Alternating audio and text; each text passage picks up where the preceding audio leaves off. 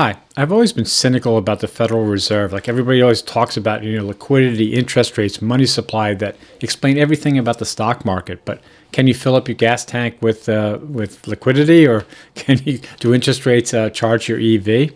So I've always felt that energy, manufacturing, those are first movers, and everybody's focus on these proxies is misleading. Anyway, so today I'm going to explain how energy does explain many of the moves of the stock market. Well, it's an alternate explanation if you'd like. Now, securities, financial securities, only really started in the 1600s when basically the Dutch India Company, right, sent ships around the world. And how could they do that with these ships? Wind energy. So wind energy was the first energy to be securitized, right?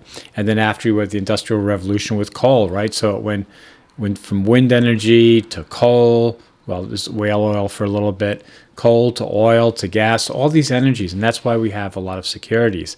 And the number of securities that were created in our markets were running at like 7% per year between 1990 and 2000, but they're now below 3%. What is that telling us? But anyway, that's a subject for another day. For now, let's go. I'm just going to go through the past history of the stock market and show you some things I think you'll find interesting. So here's a story I just published on Medium: fossil fuel depletion in the stock market, less energy, less securitization. And here's the first chart or graphic. And it's sort of my Plato's cave analogy that everybody looks at interest rates, debt. This is how most people on Wall Street look at things, and everybody I know about. But really what drives it, here's the projector in our cave, what drives it is energy. Without energy, there's nothing to have an interest rate about, or debt about, or money supply or liquidity. Again, these things didn't exist before 1600, not because people weren't smart enough to devise them. It wasn't, bookkeeping was invented a long time ago. It's just there's no need because there's no excess energy. So then I write that, pre-1800s, we had money backed by gold as a receipt. 1800s to present day, money backed by energy is an investment. But tomorrow, money not backed by energy is worthless. And in other pieces, I go into how oil is about to enter terminal decline. I'll put a link to this article, which has a link to that. Anyway, I point out, and I know it seems, I'm trivializing it, but yes, money does not run a factory. You can give gold, money, all the money, paper money and gold in the world. If you bring it to a factory, it won't put anything out. So without energy, all factories are museums of metal sculptures. And I just want to point out again that fossil fuels are hundreds of millions of years old. We can't create them in a factory, can't match their energy density using solar and wind. And uranium is a fixed supply too, because it's basically the dust of exploded stars from millions or billions of years ago. And here's a chart. Yeah, power plus a factory equals output. You don't have to have any money and no gold. You have zero money. All you need is a power a plant next to your factory, and you can output whatever you want. And here I show how growing supplies of energy in the 1900s created securities which give ownership to that future output. So you can see here, 1900, this is when our fossil fuel consumption really starts to grow, right? Coal, oil, gas, right? And here's the number of securities. This is not a coincidence. Not a coincidence at all. Mankind could have done this tens of thousands of years ago if the conditions were correct. So here I mention again that the change in stuff, and I explain what I just explained. So now we're going to go look at the stock market. So here we have from 1972 to 1994.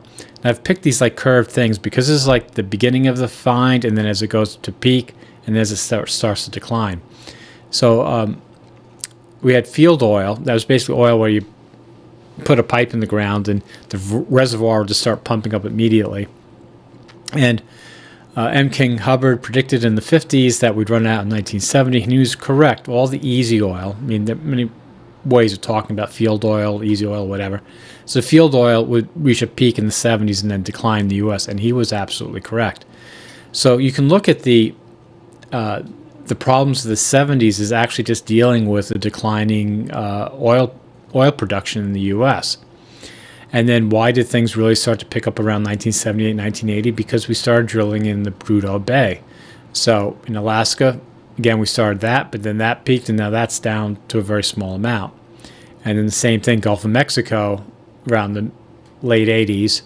That also helped this market. So why did the market go up so much here? We can say it's because, well, we still had field oil, even though it was declining, plus Alaska, Prudhoe Bay, Gulf of Mexico, and of course, we made the deal with the Middle East, so that was going. Now, zooming in here to 1995 to 2000. So in around 2000, we started to have, again, production problems because the Prudhoe Bay and the Gulf, they were both declining. So we had this decline, again, declining oil. And so, was it the housing market? I've always argued that it was. The problem with mortgages on houses is they're always a function of what you can, of the amount of money you need to maintain them. And of course, if energy is going down, then you have less energy to maintain them. And I think that's what contributed. But anyway, there are multiple factors, but you don't need to look at housing. You can look at the fossil fuel production problems in the U.S. But what saved it? Fracking. So fracking started in 2007, 2008, but it really picked up. Became, sort of cookie cutter in 2010. So it put a ton of oil in the market, which still exists today. So the fracking happened, but the fracking now is going down. And now we're doing this huge move to gas, to LNG. And that's very interesting. I don't think that's really going to work.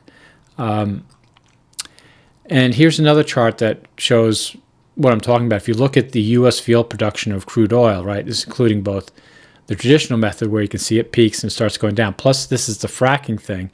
You could see how when it started going down, that matches this period between 2000, 2008, and then after the great financial crisis, the fracking, you could see how the amount of oil production increased quite a bit from fracking, and that was the recovery. So I would make the argument that without that, there would have been no recovery in 2008. We'd be in a depression right now. And this shows I mapped the 10-year treasuries over crude oil production from 1990 to 1900, sorry. So you can see this huge spike during the 70s, which again, as I said, or pointed out, we were having a decline of field oil. And then it went down, but now you see it's going up. I predict it will go up here again. I've been predicting this for years for what it's worth. Because it's the same thing where the fracking is depleting. We're on the downward slope of fracking, and LNG is not a substitute for diesel. A complex subject, won't go into it here. And here I use diesel production. Like I said, like all securities or equities or whatever, they're based on future growth, right? I mean, you don't pay 7 times earnings for a company if the company's energy input, right, is going to go down so much that it can't keep up, right? If it's going to decline in the amount of production, it's not going to grow. So I believe PEs will be flipped in the future in the next 10, 20 years, where you're going to see the tech companies having like a PE of 1, and Exxon will have the PE of 20. Anyways, here's the diesel production growth, which to me is a proxy for industrial output because it can't be replaced. There's no replacement for diesel. And here's total debt. So we're increasing all this debt. I mean, that's essentially what we're doing. As fracking is declining, we're having energy issues, we're just increasing the amount of debt, which really just serves to transfer wealth, to consolidate wealth in the top 20%.